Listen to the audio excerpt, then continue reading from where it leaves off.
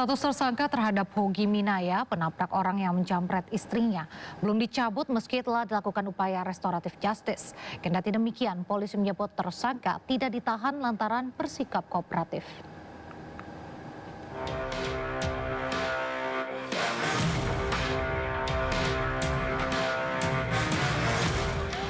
Kasus Hogi Minaya, tersangka kecelakaan lalu lintas karena menabrak orang yang menjamret istrinya, masih terus bergulir. Meski telah dilakukan upaya restoratif justice oleh Kejaksaan Negeri Sleman, status tersangka Hogi Minaya belum dicabut karena masih menunggu perdamaian kedua pihak. Polisi menyebut Hogi Minaya dijadikan tersangka karena tidak ditemukan perdamaian saat proses di kepolisian. Proses hukum akhirnya berjalan setelah penyidik meminta keterangan saksi dan memeriksa bukti CCTV serta keterangan dari ahli UGM. Polisi menyatakan apa yang dilakukan Hogi Minaya menabrak korban bukan pembelaan seimbang, melainkan pembelaan terpaksa yang melampaui batas atau not where exist. Setelah dijadikan tersangka, Hogi juga tidak ditahan lantaran tersangka kooperatif. Polisi pun membantah memasang gelang pelacak GPS pada tersangka.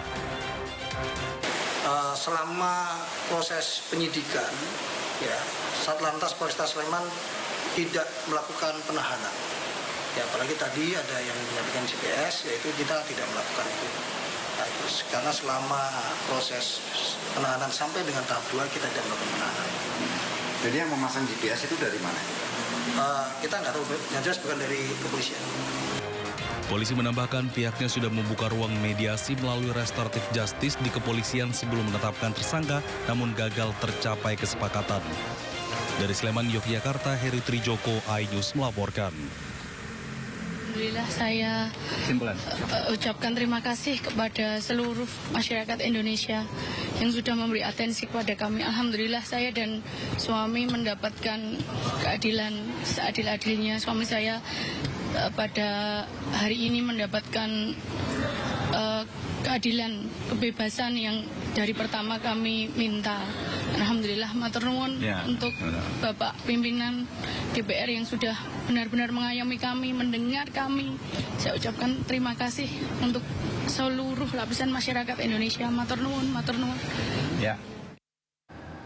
Hujan kritik mewarnai rapat dengar pendapat Komisi 3 DPR RI bersama dengan Kepala Kejaksaan Negeri Sleman dan Kapolresta Sleman terkait kasus korban jambret yang menjadi tersangka. Bapak pengacara dari keluarga. Dalam rapat di Gedung DPR RI Jakarta, Komisi 3 memanggil seluruh pihak terkait, termasuk Kajari Sleman, Bambang Yunianto, dan Kapolres Sleman, Kombes Pol Edi Setianto Erning Wibowo. Anggota Komisi 3 melayangkan kritik terhadap penanganan kasus ini oleh para aparat hukum. Komisi 3 menegaskan telah berupaya membangun KUHAP baru demi penegakan hukum yang lebih adil. Namun DPR menilai praktik penegakan hukum dalam kasus ini justru mengecewakan. Rahajeng Dinar yang dalam hal ini mohon maaf tidak bisa hadir karena sedang sakit. DPR tegaskan kasus Hogi Minaya yang menjadi tersangka karena membela istri yang dicambret bisa dihentikan. Menurut Ketua Komisi 3 DPR RI Habibur Rahman, tak perlu restoratif justice untuk penyelesaian kasus. Hal senada juga diungkapkan oleh anggota Komisi 3 Safarudin yang menyebut Hogi tidak melakukan tindak pidana karena kedua jambret tewas akibat kecelakaan. Layak untuk dinyatakan sebagai peristiwa pidana. Karena itu tadi kami membuat kesimpulan meminta agar perkara ini dihentikan. Jadi bukan RJ dihentikan berdasarkan pasal dalam KUHAP baru pasal 65 yang mengatur huruf M yang mengatur kejaksaan, ini kan di penuntutan kejaksaan bisa menghentikan perkara demi kepentingan hukum Jelas Pak Hogi tidak ada niat untuk membunuh dan lain sebagainya, hanya mengejar orang tersebut. Secara administrasi surat tadi sudah kami tanda tangani, besok akan menjadi akan dikirim ke pihak terkait, ke kejaksaan lalu ke Jaksa Agung, ke Pak Kapolri juga untuk ditindaklanjuti. Ini bukan RJ. Tidak ada tindak pidana di sini. Sependapat dalam tidak ada tindak pidana. Orang yang Bapak tahu, Bapak ngomong di televisi saya lihat Pak Kapolres itu, dia melakukan pembelaan yang melakukan tindakan tidak seimbang. Bapak tahu apa yang jambret itu tidak ada istilah di KUHP. Itu adalah pencurian dengan kekerasan. Bukan 36, bukan pencurian biasa, bukan pencurian pemberatan, tapi pencurian dengan kekerasan. Curas itu, Pak. Curas itu begal. Dia bawa celurit, bawa senjata tajam, bawa apa segala, bisa bawa senjata api. Nah, ketika orang itu, ini bahaya, Pak. Nah, Anda bilang tidak seimbang, dikejar oleh suaminya, korban. Orang sipil, Pak, tidak punya apa-apa.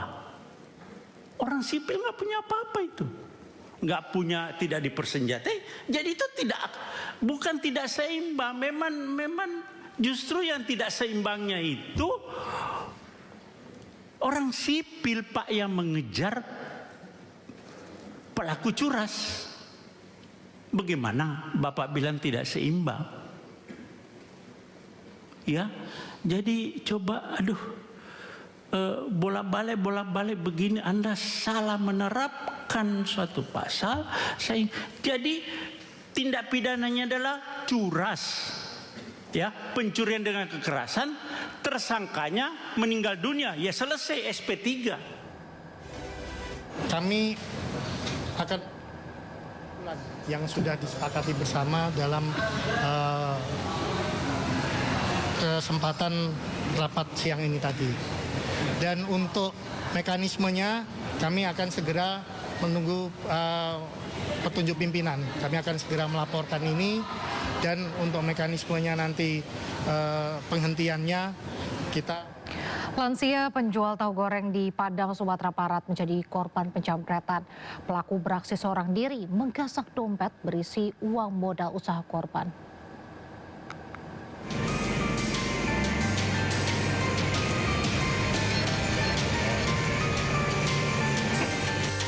Maraknya si jamret di Kota Padang, Sumatera Barat kembali memakan korban dan meresahkan warga. Dalam rekaman kamera pengawas, pelaku jamret menggunakan motor mengintai korban yang sedang berjalan kaki. Korban penjual tahu goreng di jamret di depan rumahnya di Kelurahan Lubuk Lintah, Kecamatan Kuranji. Saat itu korban hendak menuju pabrik tahu untuk membeli bahan dagangan. Hanya dalam hitungan detik, dompet berisi uang modal usaha korban raib dibawa kabur. Tak terima dengan kejadian tersebut, korban didampingi keluarga telah melaporkan insiden itu ke Mapolresta Padang. Pergi itu mencari tahu ke pabriknya, terus jalan kaki, terus lewat Honda, lewat motor. Berarti datang motor dari belakang. Ya, motor dari belakang. Terus? Datang motorku dari belakang. Jadi motorku terus ke depan. Nah belok ke itu belakang balik. Balik lagi motornya. Balik lagi motornya belakang. Terus? Terus nampak tulisan dompet ibu kok. Jadi diambil dari belakang. Diambil dompet ibu dari belakang. Ya. Korban berharap pihak kepolisian segera meringkus pelaku agar kejadian serupa tidak kembali menimpa warga lainnya.